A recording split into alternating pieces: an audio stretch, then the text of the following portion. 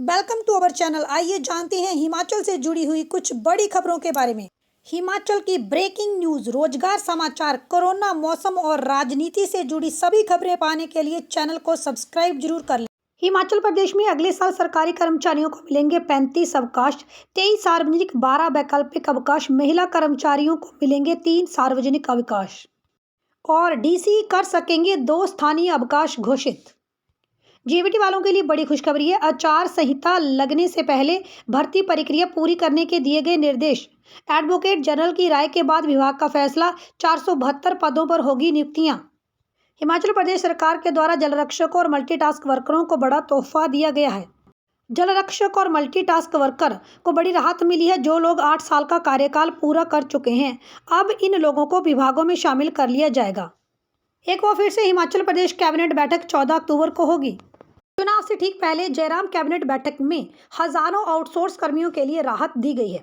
मंगलवार को राज्य सचिवालय में सीएम जयराम ठाकुर जी की अध्यक्षता में हुई बैठक में फैसला लिया गया है कि जब तक इन कर्मचारियों की भर्तियों के लिए कॉरपोरेशन का गठन नहीं होता, तब तक आउटसोर्स आधार पर कार्यरत कर्मचारी को उसके पद से निकाला नहीं जाएगा।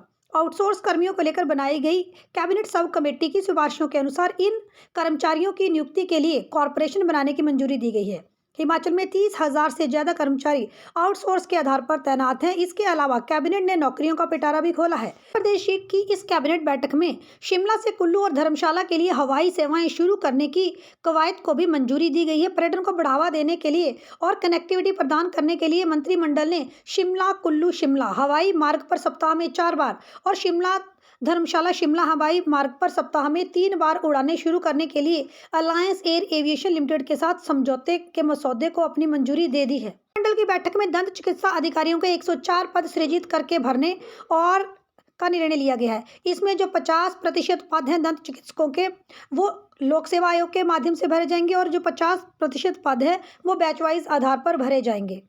और साथ ही बैठक में राज्य के विभिन्न हिस्सों में आयुष विभाग के तहत 22 होम्योपैथिक स्वास्थ्य केंद्र भी खोले जाएंगे। इन केंद्रों के प्रबंधन के लिए होम्योपैथी चिकित्सा अधिकारियों के 22 पदों को भरने का भी निर्णय लिया गया है। मंत्रिमंडल ने पंचायती राज विभाग में तकनीकी सहायकों के 164 पद सृजित कर और रिक्त पदों को हिमाचल प्रदेश कर्मचारी चयन आयोग हमीरपुर के माध्यम से भरने के लिए भी स्वीकृति प्रदान की है।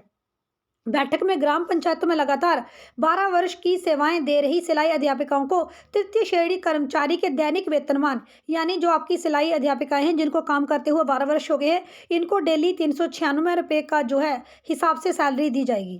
कैबिनेट बैठक में कुछ एक स्वास्थ्य कांड जो है वो पदोन्नत किए गए हैं, कुछ एक स्कूल भी जो है अपग्रेड किए गए हैं और यहाँ पर नई वैकेंसीज क्रिएट हुई हैं और सरकार के द्वारा इन वैकेंसीज को भरने का निर्णय भी लिया गया है।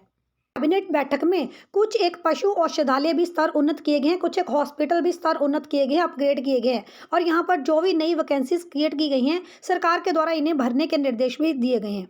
हिमाचल प्रदेश की नई वेबसाइट, वेब पोर्टल, विज्ञापन एवं मान्यता तथा प्रत्यायन नीति 2022 को भी स्वीकृति प्रदान की है। मंत्रिमंडल ने अटल सुपर स्पेशलिटी आयुर्वेदिक संस्थान चमियाना शिमला में कार्डियोवैस्कुलर टेक्नोलॉजी के 4 पद सृजित करने और इन्हें भरने का निर्णय भी लिया। एंटिटी भर्ती कब तक शुरू होगी, कौन सी आउटसोर्सिंग एजेंसी इस भर्ती को शुरू करेगी और क्या रूल्स एंड रेगुलेशंस रहेंगे, इसके लिए इस मीटिंग में आज कोई अपडेट सामने नहीं आ पाया। लेकिन हम ये आशा करते हैं कि चुनावों से पहले एंटिटी भर्ती प्रक्रिया को भी पूरा कर लिया जाएगा। जेबीटी का कमीशन आ चुका है। टीजीटी पीजीटी कमीशन को लेकर इस मीटिंग में कोई भी अपडेट सामने नहीं आ पाया। मुझे लगता है कि आपका जो टीजीटी पीजीटी कमीशन है शायद अभी अगले साल ही होगा। काफ़ी समय से आप लोग टीमेट, होमगार्ड और पटवारी भर्तियों का इंतजार कर रहे हैं, तो इस मीटिंग में इन भर्तियों को लेकर भी कोई नया अपडेट सामने नहीं आ पाया है। सरकार ने कमीशन के माध्यम से बिजली विभाग में भर्तियां निकाली हैं, जहां पर आप लोग 29 अक्टूबर से पहले कर्मचारी चयन आयोग की साइट पर जाकर आवेदन कर सकते हैं। Please show support, like, share, subscribe to our channel for more videos. Thanks for watching.